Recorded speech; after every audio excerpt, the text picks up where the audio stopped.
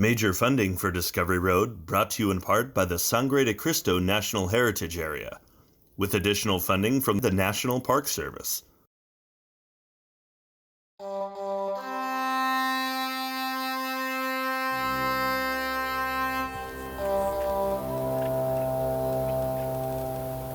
Hello again, everyone. Welcome to another edition of Discovery Road. I'm James Nelson. You know, the Amish have been in America since the 18th century, yet they remain widely misunderstood, complicated, and somewhat mysterious, which makes this a riveting chapter of American history. The Amish in America.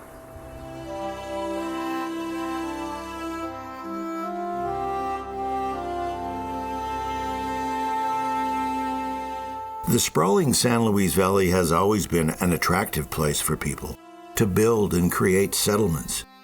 More than a century ago, the Amish made a few attempts, but it didn't stick. Today, however, the Amish are thriving in the valley. The Amish belief system keeps much of the world at a distance. We kept our distance, but were allowed enough access to see an intriguing way of life. Here, then, one treatment of their captivating story in America. This early morning scene near Alamosa, Colorado, was one of our first encounters with the Amish. It's a mesmerizing picture of simple beauty, scored with clopping horse hooves and framed with singing bird notes in the cool morning air. Then for a few moments, we had a peek inside the Amish way of life. Okay. Meet the Joe Yoder family. What is life like out here? It's pretty quiet for the most part, except in the summer. We have a lot of hay, a lot of ag, so that's when people make their living here in the summer. So things get pretty hectic, long hours, and so a lot of hard work out here in the summers. Everybody seems to get along great, you know. It seems that there's enough differences here that nobody notices the differences. Does that make sense? Yes. Well, yeah, it's pretty quiet. Everybody seems to accept each other here, so, and I like that. Yeah, it's that part of it's great. So. And last thing, in terms of family, it's obviously with the look on your face, you're contented and looks like you're a happy family. It's got to be a great place. Yeah, we enjoy it here. We like it here. So.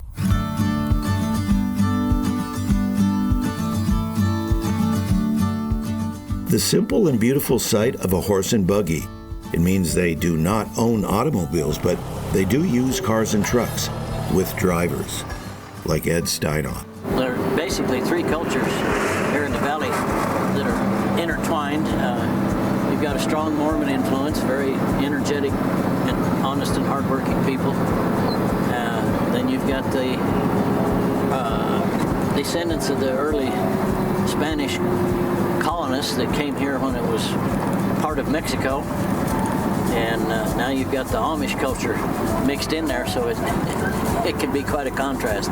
And then in the summertime, there's all the tourists show up and maybe scratch their head a little bit about what's going on around here. Ed Steinoff and his riding companion Joy are mainstays around the Amish community. If you visit the Greeny Mountain Lumber Company, you'll usually find Ed in a booming Amish business serving the vast San Luis Valley. Don't got no 16. You want 218? The lumber part was started about 6 years ago in January, and it's grown exponentially. Quality, service, and price proves any business. And this place is no exception. It's went from number 7 to number 1 in the valley for the amount of lumber sales produced per year. The Amish economic engine is building a new neighborhood for themselves. And indeed, they have become an important provider of the materials for the entire valley. We get it from the hills. Somebody brings them down with a half-ton pickup, loads it on the back. Sometimes it's 2 cords, sometimes it's 1 cord, and that's the way they bring them down from the hills. They put them on these stacks like this, and then if they get paid by the cord. So if they bring a cord This is where they'll put them. They'll sort them, like little ones and big ones. Why don't y'all?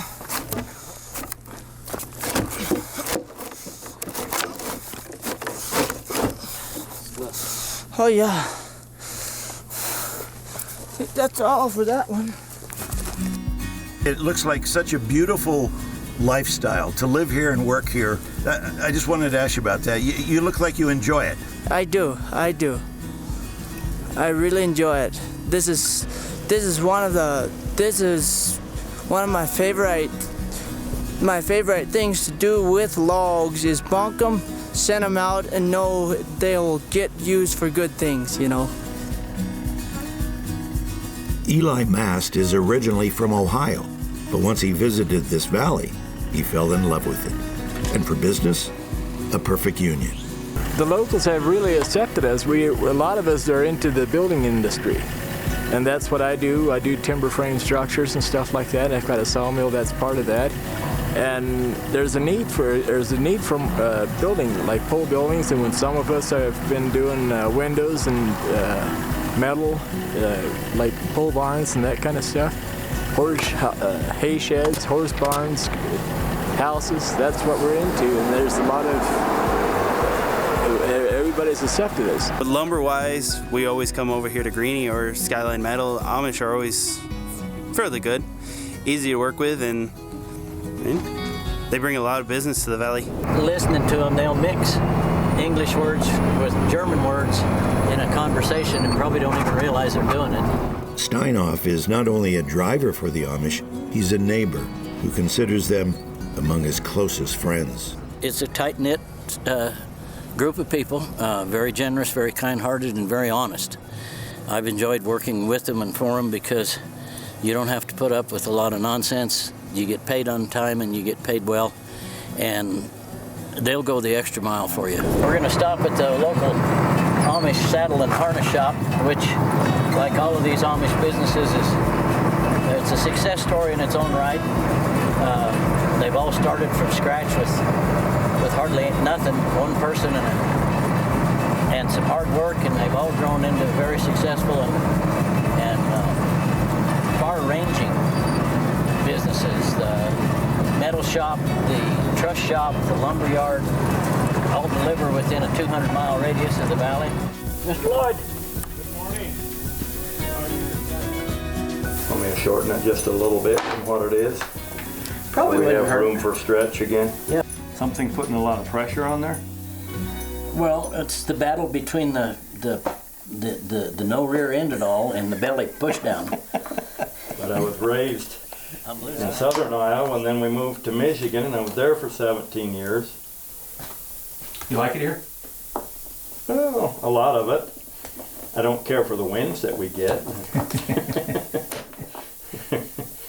So it keeps you busy, all the work and everything, huh? It's only been in the last 4 years that I've been just strictly here. Up to that point, I was doing some construction. See you later then. Okay. Thank you. The Amish don't just stick with one thing. Here is their Skyline Metal Company, filling another of the vital needs for building and construction in the San Luis Valley. Fine cabinetry, yet another cottage industry offered by the Amish. And then there's the chicken coop. Plenty of hens providing healthy food for the community and beyond. Target practice in the front yard for the upcoming hunting season for this group of Amish. But there's another reason these men from Indiana are out here. Another lesson, really. It's about helping someone out, no matter the distance. We came from Milroy, Indiana, and we got here Thursday evening. Oh, you're brand new here. Yeah. What brought you to the San Luis Valley? Well, we come out here to work and hunt a little bit, and then we're going back home. Thomas McDonald is their driver, helping them travel cross-country so they can help another Amish family build a home. It was an enjoyable trip. I brought 2 families out here, 2 brothers and their wives and kids, and came out here just to enjoy the time and help their cousin redo his house. And that helps him too. I was an over-the-road truck driver. I came down with cancer, lost all my strength going through the chemo and the radiation, and now I hang out with the Amish, different lifestyle, different upbringing, and I drive the Amish around a lot, and I consider them my second family now.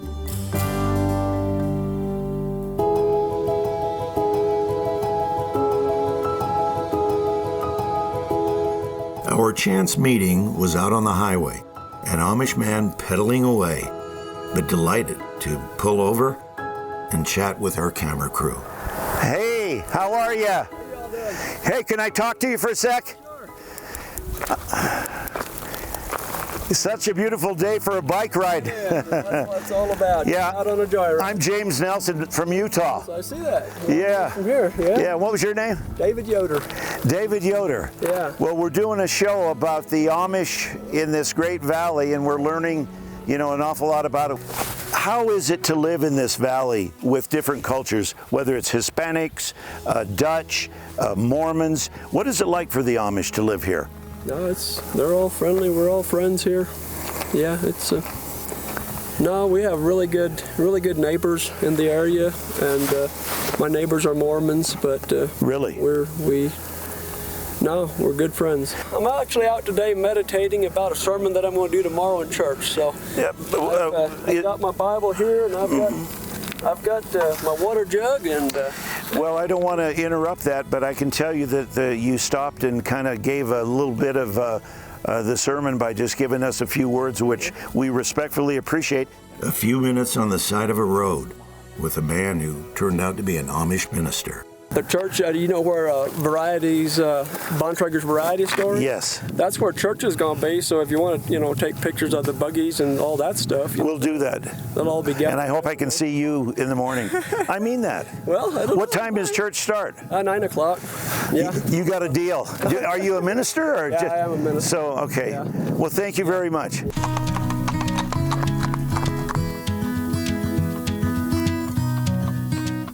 An Amish Sunday is a beautiful thing, even long before church starts.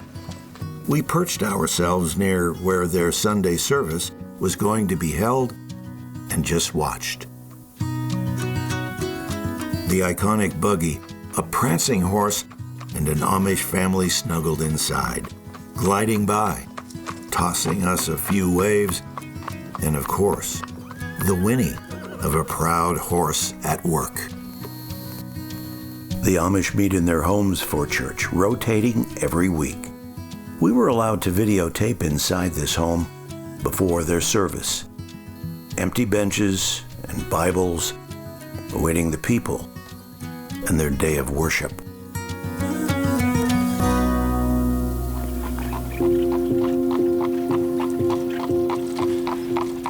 Given their desire to avoid much of the modern world, it isn't easy stepping into their living rooms. But we did find lots of Amish in their daily routine, allowing some insight to their way of life. Sort of like hailing a taxi, we waved down the Amish lady and her buggy. She was gracious and willing to offer some information and directions. The girls, when they're single, they normally wear black caps, and when they're married, they wear white ones. In our community here, it's the married men. Once you're married, the married men have beards. And until then, you're clean shaven. Yeah. Mm-hmm. And then what about your attire, if I could find out about the dress? You mean as far as for who makes them? Or, yeah. Our wives. My wife makes them. Fantastic. Down the road, this Amish farm, where we were allowed to look inside and see the simple and plain interior of a buggy. It appears to be a comfortable ride. And yes, even some stickers on a wall, adding a bit of color to the ride. Not only are horses the power behind the Amish buggy brigades, but they are also used for many other things, like getting hunting parties into the mountains. I just like being in the mountains. God's country, I guess. All by myself. Yep. So this is, well, my dad's always hunted. So he takes his kids hunting. That way we can not have to wait on you guys, because we'll make it up a lot faster than you. So why does he not go by himself when I can? Well, because people know where he's living. I don't either. How we live, or? Yeah. Well, we don't have any television in the house or nothing, so that's probably part of the reason we like to do this stuff, because we don't have nothing to... Get out of the way, horse. We don't have nothing to do in the house, you know, so we get out of the house and we have a little fun. Just good, clean fun, I guess.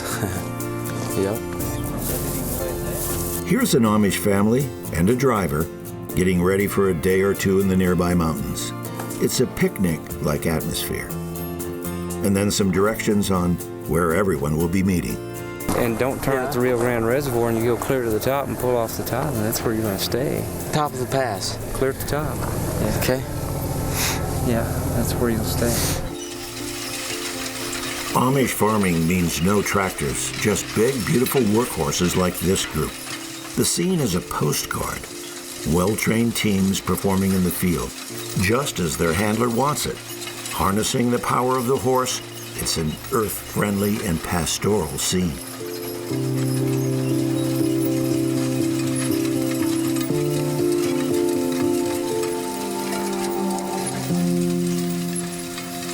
There's only supposed to be 4 of them on. If there are more than 4 of them, they just get really small.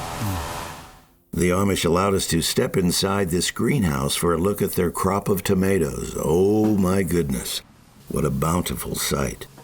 And right there, down one of the aisles between the thick plants and plump tomatoes, an Amish boy doing his assigned duty for the day and sounding pretty much like most youngsters his age on the job. Is it a fun job? Not really. It's work. Yeah.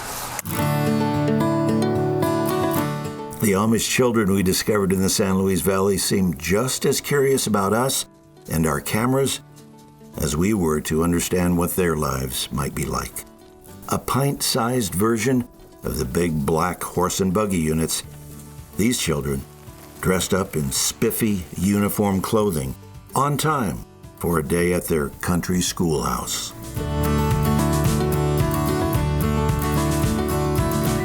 It's a bit out there in the country where it belongs, past fields of alfalfa, munching horses, and tired, rusty tractors. There are not many out-of-the-way places quite like this one, and as the sign says, oh yes, it's worth the drive. An Amish bakery, a big-time favorite for customers and many people all over the valley. It's an experience to just see the Amish working in the bakery. A delicious assortment of breads and rolls, scrumptious pies, and the bank of ovens constantly in use and buzzing when the baked goods need some attention. Oh boy, my bread looks like pot-bellied pigs. That one's ready to get out. Sorry. The Amish customer service, always there, making this bakery a rare treat on many levels, and customers simply love the place. They're just so delicious. They're the best pies I've ever had, and I like supporting the community and the people around. I like the pies here. We have 2 dozen of their hand pies here, and we got a dozen of their glazed donuts. Then we have some cookies. There's one more customer we thought you should meet. Richard Adams. I like their deli, and besides that, I like Alan and his family. It's the best bakery in town, so can't go wrong. They are great people, and I'm a Baptist preacher, and their doctrine is almost Baptist, so I love them. We've been driving them for 18 years, so. It turns out he's a driver for the Amish and a minister who wholeheartedly embraces their food and their way of life. They just call up and say, could you take us to town? And of course, we'll go get them and take them to town, and it's all, we don't charge them, they just give us a a donation for taking them to town, and usually they're fair. They're very fair. So we never put a set price on it. We just take a donation, and that's basically the only way you could do it, because we're not we don't have a license to taxi people, so they just give us a donation to take them to town or whatever we do for them. They really don't give us any rules to abide by.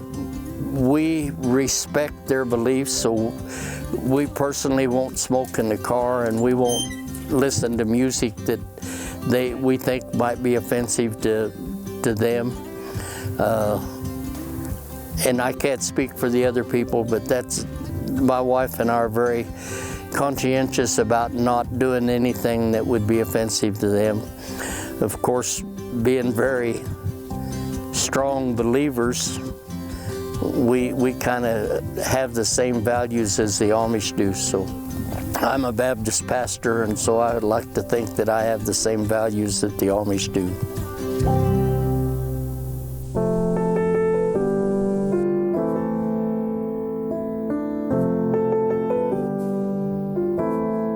Who knows how many Amish settlements didn't work, but it happens for many reasons. Weather, unsettled arrangements, money trouble, dissension among the ranks, just a bad place for an Amish settlement. Thus, sometimes they end up packing up and leaving, looking for the next best place. In Crowley County, more than a century ago, an Amish settlement had hopes and dreams.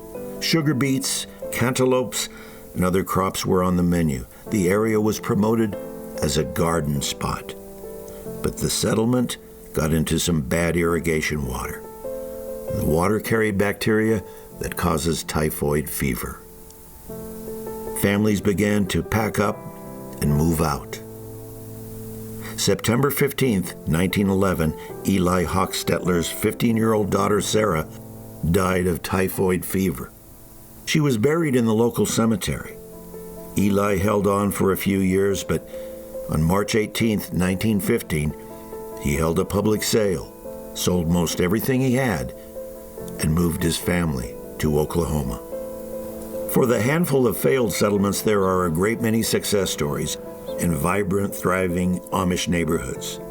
Today, the intriguing blanket of people that make up the San Luis Valley proudly includes the just plain wonderful Amish. A horse and buggy people on their own unique road into the future. One story, a fascinating story about the amazing Amish in America. I'm James Nelson. We'll see you next time out here on Discovery Road.